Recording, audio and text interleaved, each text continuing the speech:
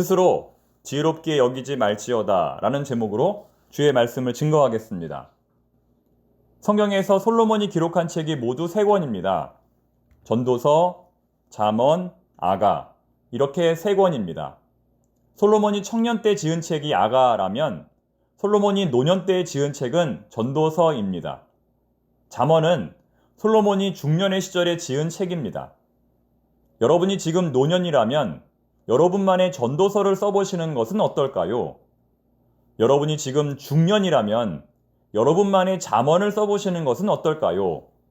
여러분이 지금 청년이라면 여러분만의 아가서를 써보시는 것은 어떨까요? 같은 사람에게도 그 나이와 상황에 따라 하나님의 말씀을 깨닫는 정도가 다를 것입니다. 제가 지금 담임 목사로 부임한 지 1년도 채 되지 않아 여러분에게 전하는 설교와 제가 앞으로 10년, 20년 목회한 후에 여러분에게 전하는 설교는 아마도 그 내용이나 깊이 면에 있어서 많은 차이가 있을 것입니다. 아니, 있어야 할 것입니다. 날마다 하나님 앞에서 몸부림치며 영적으로 자라나고 성장해야 나이가 많아질수록 세월이 지나갈수록 더 성숙해질 것입니다. 지금 현재의 모습보다 10년 후의 모습이 더 기대되는 저와 우리 모두가 될 수 있기를 바랍니다. 10년 후에 우리를 만난 사람들이 우리의 변화된 모습을 보고 깜짝 놀랄 수 있게 되기를 바랍니다. 물론 긍정적으로 깜짝 놀랄 수 있게 되기를 바랍니다. 그렇다면 오늘 본문의 말씀 가운데 우리가 깊이 있게 살펴보아야 할 구절은 어떤 말씀일까요? 오늘 본문 말씀 가운데 우리의 마음을 콕 찌르는 구절은 어떤 말씀일까요? 먼저 오늘 본문에는 4가지의 부정문이 등장합니다. 대부분의 문장이 무엇을 하라, 무엇을 지키라는 문장이지만 그 중에 딱 4가지의 하지 말라는 부정문이 등장한다는 것입니다.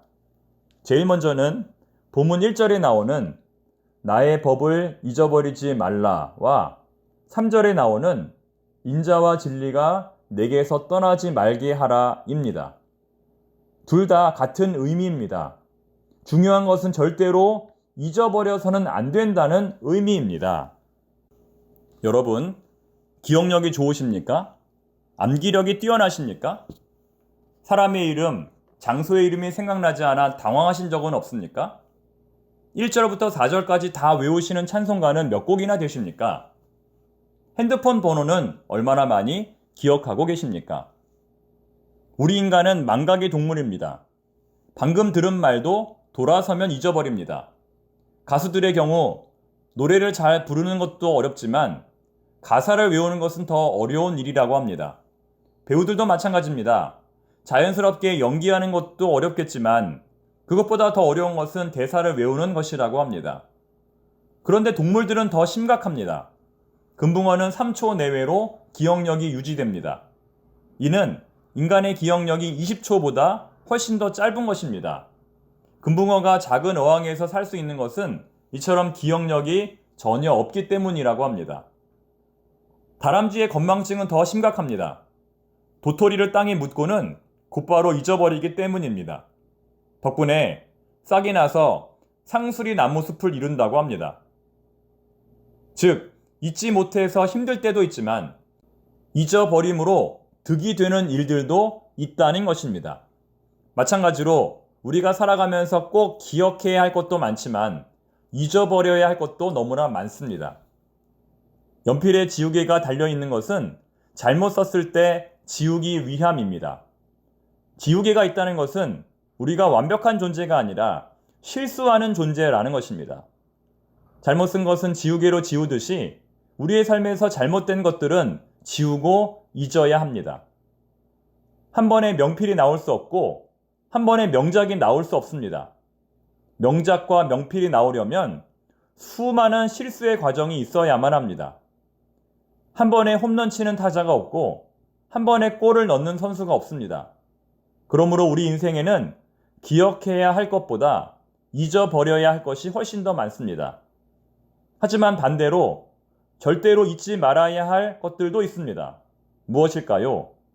고마운 일들과 감사한 일들은 절대로 잊지 말아야 합니다. 가슴 깊이 꼭 간직하며 살아야 합니다. 행복한 사람은 아름다운 추억이 많은 사람입니다. 중요한 것은 결국 기억하는 것도 지우는 것도 나의 몫이라는 것입니다. 다른 사람이 대신 해줄 수 없다는 것입니다. 100가지 고마운 기억이 있다 할지라도 한 가지 슬픈 기억을 잊지 못해 우울증에 걸리는 사람들도 있습니다. 한 가지 속상한 기억을 잊지 못해 극단적인 선택을 하는 사람들도 있습니다. 그런 의미에서 오늘 본문에 나오는 하나님의 말씀을 잊지 말라, 인자와 진리가 내게서 떠나지 말게 하라는 말씀은 무엇을 기억해야 할지, 무엇을 잊어버려야 할지 잘 선택하라는 의미로 이해할 수 있습니다. 하나님의 말씀에 따라 바른 선택을 하라는 것입니다. 왜냐하면 때로는 우리가 의도적으로 나쁜 선택을 할 때가 있기 때문입니다. 자기 자신과 다른 사람들에게 유익한 쪽으로 선택하는 것이 아니라 나쁜 쪽으로 선택할 때가 있다는 것입니다. 그것은 우리의 분별력을 흐리게 만드는 사단 때문입니다. 따라서 우리는 하나님의 말씀으로 바른 선택, 선한 선택을 해야 할 것입니다. 두 번째로 우리가 살펴볼 것은 5절에 나오는 내 명철을 의지하지 말라, 그리고 7절에 나오는 스스로 지혜롭게 여기지 말지어다 입니다. 미련한 자의 가장 큰 특징은 스스로 지혜롭게 여기는 것입니다. 자기 자신이 세상에서 가장 지혜로운 사람이라고 생각한다는 것입니다. 그래서 미련한 자는 다른 사람들의 말을 듣지 않습니다. 다른 사람으로부터 지적받는 것을 가장 싫어합니다. 그러면서도 아이러니하게 다른 사람을 지적하는 것은 굉장히 좋아합니다. 자기 눈에 들어있는 들보는 못 보고 다른 사람 눈에 들어있는 티는 보고 있는 것입니다. 여러분, 누가 떠오르십니까? 여기서 다른 사람이 아니라 자기의 모습이 떠오른다면 참 다행스러운 일입니다.